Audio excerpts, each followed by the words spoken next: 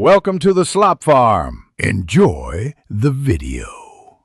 In this video, I will explain how to make cotton candy. First, let's get organized. You'll need your cotton candy machine, some delicious floss sugar, and a stack of paper cones. Before you start, make sure your machine is sparkling clean and has preheated for about 5 to 10 minutes. This ensures the sugar melts properly. Also, pick a spot with good airflow to avoid a sticky mess from sugar dust. Now for the fun part. Turn on your cotton candy machine and let it get nice and hot. Once it's ready, carefully add about 1 scoop of your chosen floss sugar directly into the center spinning head. Never add sugar while the head is rotating.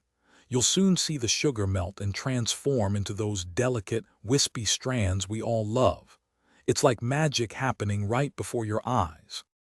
Hey everyone, if you're finding these cotton candy tips helpful, please hit that like button and subscribe for more sweet content. And speaking of keeping things clean, especially after making cotton candy, quick recommendation. Upgrade your clean game with the Shark AI Ultra Robot Vacuum.